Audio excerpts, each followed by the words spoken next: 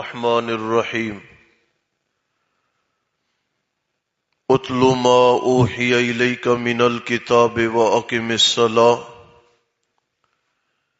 ان الصلاة تنہی عن الفحشاء والمنکر ولذکر اللہ اکبر واللہ یعلم ما تصنعون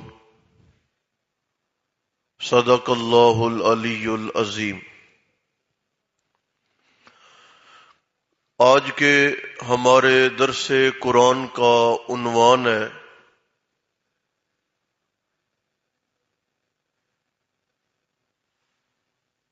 پاکی، طہارت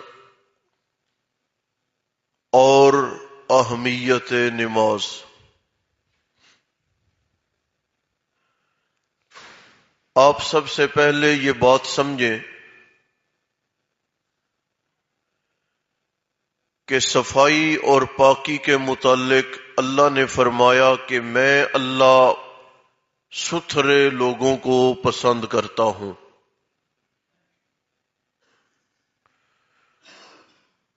اور نبی پاک صلی اللہ تعالی علیہ وسلم نے طہارت، صفائی، ستھرائی کو نصف ایمان قرار دیا ہے۔ آپ اندازہ کریں کہ اسلام نے کتنا خوبصورت نظام متعارف کروایا ہے۔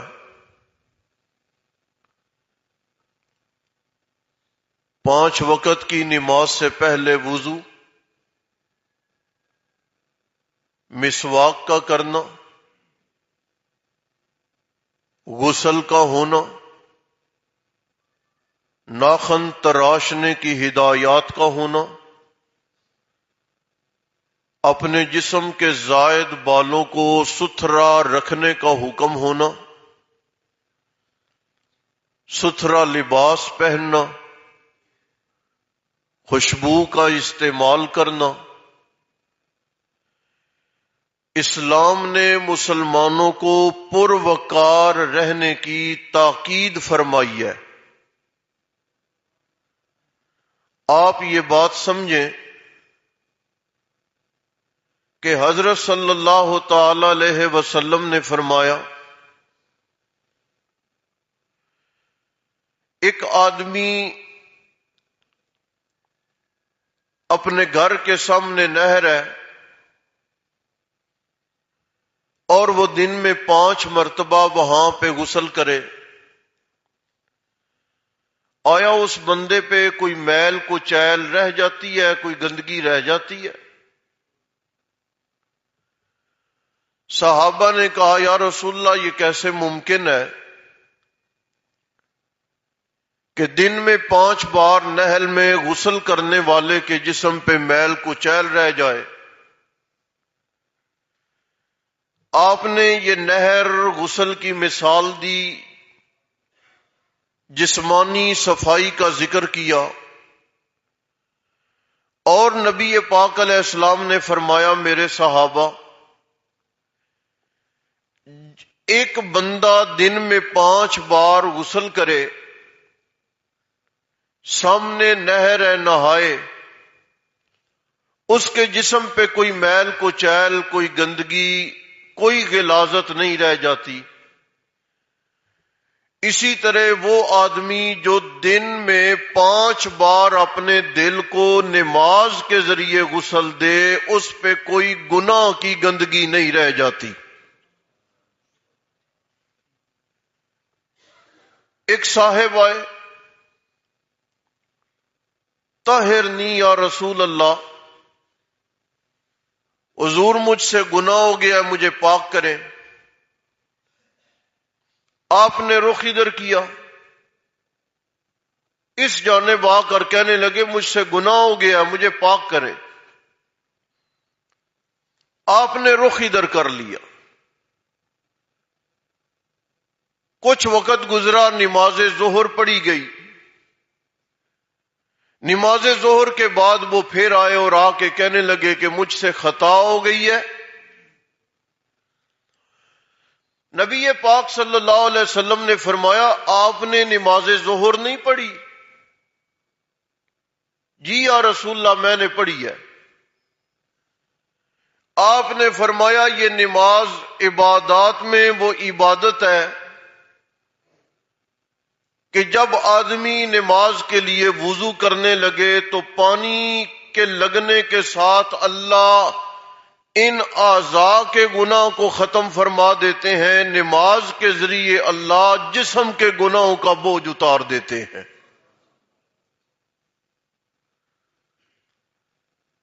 پہلی بات کی جانب پھر توجہ کریں، ہم مسلمانوں نے نظر آنے والی جسمانی خوبصورتی کو اپنانے کی کوشش کی ہے، لیکن ہم نے پاکی طہارت اس کی جانب توجہ نہیں کی۔ غسل ضروری ہے، ہم اس میں تاخیر کرتے ہیں، کپڑے ناپاک پہنے ہیں، ہم ان کو تبدیل کرنے میں بڑی تاخیر کا شکار ہیں۔ ایک مسلمان آدمی کو بھلا یہ بات زیب دیتی ہے کہ آپ اسے راستے میں کہیں کہ نماز کا وقت ہے، بغیر عذر بغیر مجبوری کے وہ آدمی آپ سے کہہ دے کہ میرا لباس ستھرا نہیں ہے؟ کلمہ پڑھنے والے کو، ایک مسلمان آدمی کو آیا اپنے جسم کے ناپاکی کا تذکرہ کرنا، اپنے لباس کی ناپاکی کا تذکرہ کرنا آیا کسی مسلمان کو زیب دیتا ہے؟ ہم بڑی کوتاہی برت رہے ہیں۔ نبی پاک علیہ الصلوۃ والسلام نے، آپ ذرا سمجھیں، لولا ان اشک علی امتی، اگر مجھے یہ خطرہ نہ ہوتا کہ میری امت مشکل میں پڑ جائے گی، دقت میں پڑ جائے گی، میں اللہ کا نبی اپنی امت کو ہر نماز یعنی ہر وضو کے وقت میں مسواک ضروری قرار دے دیتا۔ مسواک کیا چیز ہے؟ آپ نے اسے ایک لکڑی سمجھا کہ ہم نے چبایا، ہم نے دانتوں پہ ملا، دانت صاف ہو گئے؟ وہ ایک لکڑی نہیں ہے۔ حضرت نے فرمایا صلی اللہ علیہ وسلم کہ السواک مطہرۃ للفم، یہ مسواک جس طرح منہ کو پاک کرتی ہے نا، اور یہ منہ کی صفائی کا سبب ہے، یہ صرف صفائی کا سبب نہیں ہے بلکہ مرضات للرب، ادھر سے مسواک کے ذریعے منہ ستھرا ہو جاتا ہے، ادھر مسواک کے ذریعے پروردگار راضی ہو جاتا ہے۔ امام شامی رحمت اللہ علیہ نے فتاوی میں لکھا اور دیگر علماء نے بھی نقل کیا، اگر کسی آدمی کو مسواک والی سنت پہ عمل کرنے کی عادت ہے اور وہ اپنا منہ اپنے دانت ستھرے رکھنے کی کوشش کرتا، اس سنت کے اثرات اور اس کی برکات میں سے ایک ثمرہ یہ ہے کہ ہر وقت مسواک کرنے والے آدمی کو اللہ بوقت موت کلمہ شہادت سے مالا مال فرمائیں گے۔ اب آئیں دوسری بات، آپ علیہ السلام نے فرمایا 7 سال کا جو بچہ ہے نا، آپ اسے تاکید کریں، اسے نماز کی جانب مائل کریں۔ 10 سال کی عمر کو بچہ پہنچ جائے، نماز میں سستی کرتا ہے، جھڑکیں، ناراض ہوں، تنبیہ کریں، ماریں، کون کہہ رہے ہیں؟ جنہوں نے اپنی زندگی میں کسی کافر پہ ہاتھ نہیں اٹھایا. حضرت انس رضی اللہ تعالیٰ عنہ کہتے ہیں کہ میں نے 10 سال رسول اللہ صلی اللہ علیہ وسلم کی خدمت کی ہے. میں خادم رہا ہوں رسول اللہ کا. 10 سال کے عرصے میں نبی پاک نے مجھے گالی نہیں دی، مجھے جھڑکا نہیں، مجھے تھپڑ نہیں مارا. پیار کرنے والے نبی، شفقت کرنے والے نبی، محبتیں بانٹنے والے نبی، جن کے بارے میں قرآن نے کہا ہے فَبِمَا رَحْمَةٍ مِّنَ اللَّهِ لِنْتَ لَهُمْ. میرے نبی اگر آپ اتنے نرم مزاج نہ ہوتے نا تو آپ کے ارد گرد یہ صحابہ کا اتنا جرمٹ کبھی نظر نہ آتا. محبتوں والے پیغمبر فرما رہے ہیں کہ 10 سال کی عمر میں اگر بچہ نماز نہیں پڑھتا جھڑکو، سزا دو، مارو. ابھی فرض نہیں ہوئی، ابھی وہ بچہ بالغ نہیں ہوا، ابھی ملائکہ نے اس کے اعمال کو باقاعدہ لکھنا شروع نہیں کیا، ابھی تک اس بچے کی غلطیاں گنی نہیں جا رہی. اس کے باوجود فرمایا یہ نماز میں سست ہے تو مارو. اب آپ اندازہ کریں، آپ نے یہ بھی فرمایا کہ میرا دل کرتا ہے، یہ میں ان کی بات کر رہا ہوں جو پڑھتے ہیں، میرا دل کرتا ہے کہ میں اپنے مصلی امامت پہ کسی صاحب کو کھڑا کروں،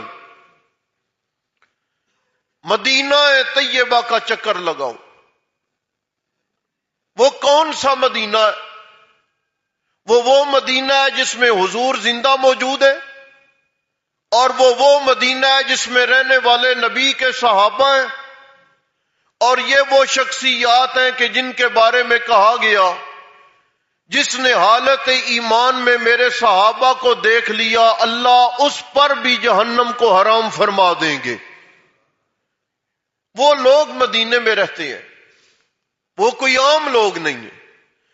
آپ نے فرمایا میرا دل یہ کرتا ہے کہ اپنے مصلی امامت پہ کسی صاحب کو کھڑا کروں اور خود مدینہ کا چکر لگاؤں، اور جن گھروں میں لوگ نماز پڑھتے ہیں اور با جماعت نماز میں شرکت نہیں کرتے، میرا دل کرتا ہے کہ میں اللہ کا نبی ان کے گھروں کو آگ لگا دوں. یہ لفظ دوبارہ سنیں، چیونٹیوں کی بستی کو آگ لگائی تھی کسی نے، آپ نے غصے کا اظہار کیا، ناراضگی کا اظہار کیا، چیونٹیاں رہتی ہیں اور آگ کا عذاب آگ کے مالک کے سوا کوئی نہیں دے سکتا. اس کے باوجود فرمایا میرا دل کرتا ہے کہ میں ان گھروں کو آگ لگا دوں اور جلا دوں. میں یہ کام کیوں نہیں کرتا؟ وہاں پہ بوڑھے ہیں، وہاں پہ مریض ہیں، وہاں پہ بچے ہیں، وہاں پہ خواتین ہیں. ان کے لحاظ کی وجہ سے میں یہ کام نہیں کرتا. اگر بچے، بوڑھے، عورتیں اور مریض گھروں میں نہ ہوتے تو میں اللہ کا نبی ان گھروں کو آگ لگا دیتا. اور آپ یہ سن لیجئے، نبی پاک نے فرمایا میں غصے کی حالت میں ہوں یا میں خوشی کی حالت میں ہوں، کسی بھی صورت میں میری زبان سے حق کے سوا کچھ نہیں نکلتا. یہ واقعتاً بات تھی کہ وہ مکان جلا دیے جاتے. میرے بھائیوں، یہ اللہ تعالی کا حکم ہے، اور کہا گیا ہے کہ یہ جو نماز ہے نا عماد الدین، یہ دین کا ستون ہے. اور یہ بھی کہا گیا ہے کہ نماز مومن کی معراج ہے. اور یہ بھی آپ نے فرمایا کہ نماز میری آنکھوں کی ٹھنڈک ہے. کیا مطلب ہے آنکھوں کی ٹھنڈک ہونے کا؟ جملہ غور سے سن لیں آپ. ہم نے یہ پڑھا، ہم نے یہ سنا، ہم نے یہ بیان کیا ہے کہ نماز میری آنکھوں کی ٹھنڈک ہے. کیا معنی ہے آنکھوں کی ٹھنڈک ہونے کا؟ ایک اور حدیث بیان کروں گا، پھر یہ ترجمہ کروں گا اور بات مکمل ہو جائے گی۔ نبی پاک علیہ السلام نے فرمایا، لوگوں نماز ایسے پڑھو کہ تم اپنے رب کو دیکھ رہے ہو۔ سن رہے ہو؟ نماز ایسے پڑھو کہ تم اپنے رب کو دیکھ رہے ہو، یا ایسے نہیں پڑھ سکتے نا تو کم از کم نماز ایسے پڑھو کہ تمہارا رب تمہیں دیکھ رہا ہے۔ یہ دو صورتیں ہیں، یا اس طریقے سے پڑھو کہ تم اپنے رب کو دیکھ رہے ہو، یا اس طریقے سے پڑھو کہ تمہارا رب تمہیں دیکھ رہا ہے۔ اس حدیث کو سامنے رکھے اور پھر آئیں کہ نماز میری آنکھوں کی ٹھنڈک ہے۔ لوگوں، جب تم نماز پڑھو گے، اگر تمہاری نماز اس کیفیت تک پہنچ گئی کہ تم اپنے رب کو دیکھنے لگ جاؤ، تب بھی آنکھوں کو ٹھنڈ پڑ جائے گی، اور اگر تم اپنے رب کو دیکھنے کی کیفیت تک نہ پہنچو، صرف یہ احساس ہو جائے کہ نماز پڑھتے میرا رب مجھے دیکھ رہا ہے، تب بھی تمہاری آنکھوں کو ٹھنڈ پڑ جائے گی۔ یہ مطلب ہے۔ نمازوں کی پابندی کرنا سیکھیں۔ مجھ سے، آپ سے کوئی چیز لے کے جائے، واپس کرے، شکریہ نہ کرے، ہم کہتے ہیں کتنا عجیب آدمی ہے، شکریہ نہیں بول کے گیا۔ صبح سے شام تک ہم اس کا کھاتے ہیں، شام سے صبح تک ہم اس کی دی ہوا سے سانس لیتے ہیں، ہم اللہ کا شکریہ کرنے پہ آمادہ نہیں ہیں۔ یہ ایک سجدہ جسے تو گراں سمجھتا ہے۔ ہم دنیا میں ہر شخص کے سامنے جھکنے پہ آمادہ ہیں، ہم نے اللہ کا سجدہ چھوڑا، اللہ نے ہمیں در در پہ رلا دیا۔ اگر ہم ایک در کے مانگے تو محتاج بن جائیں اور مطمئن ہو جائیں، تو ہر دنیا دار کے سامنے اور ہر شخص کے سامنے ہمارا جھکنا بند ہو جائے گا۔ یاد رکھیے، یہ جو نماز ہے، فرمایا کہ یہ بے حیائی سے، برے کاموں سے روکتی ہے۔ میں آپ سے تاکید کروں گا، نماز کو سمجھیں، نماز کو پڑھیں۔ یہ مومن کی معراج اسے کہا گیا ہے۔ نبی پاک علیہ السلام نے مومن کی معراج اس نماز کو قرار دیا، اور قرآن پاک میں سینکڑوں بار اللہ نے نماز کی تاکید کیا اور فرمایا اقیمو، قائم کرو نماز۔ مفسرین کہتے ہیں یؤدونھا بحقوقھا، نماز کو قائم کرنے کا مطلب نماز کے تمام حقوق کا لحاظ کرنا۔ آخری جملہ سنیں، نمازی مسجد میں تشریف لانے والے اس بات کی احتیاط کریں کہ جب آپ لوگ نماز میں آتے ہیں، امام شربینی نے تفسیر میں اور دیگر محدثین و مفسرین نے روایت کو نقل کیا، آپ جب مسجد میں آئیں، نماز میں وقت باقی ہو، آپ نماز کے لیے انتظار کے لیے صفوں میں بیٹھ جائیں، خاموشی کریں، ذکر اذکار کریں۔ اگر آپ نے دنیاوی باتوں میں، دنیاوی مشغلوں میں آپ نے وہ وقت برباد کر دیا، تو آپ صلی اللہ علیہ وسلم نے فرمایا جس طرح خالی ہاتھ آئے تھے نا، اسی طرح نماز کی نیکیاں مسجد کے کونے میں رکھ کے خالی ہاتھ آپ واپس چلے جائیں گے۔ اس لیے نوجوانوں، پاکی، صفائی، ستھرائی، اس کے مسائل سے واقفیت حاصل کرو اور اپنے آپ کو پاک و ستھرا رکھنے کی کوشش کرو۔ یہ رمضان ہے نا، اس میں نماز کی عادت بن جاتی ہے۔ نیت خالص کرو اور اپنی اس عادت کو مضبوط اور پختہ کرو۔ یہ نہیں کہ آج کی آباد مسجدیں عید الفطر کی صبح کو ویران ہو جائیں، ایسا نہیں ہونا چاہیے۔ آج ہماری زبانوں پہ تلاوتیں گونج رہی ہیں، عید الفطر کے بعد یہ گانے اور غزلوں میں منتقل ہو جائے نہ، بلکہ آپ احساس کریں۔ اللہ تعالیٰ سے دعا ہے اللہ ہمیں عمل کی توفیق نصیب فرمائے۔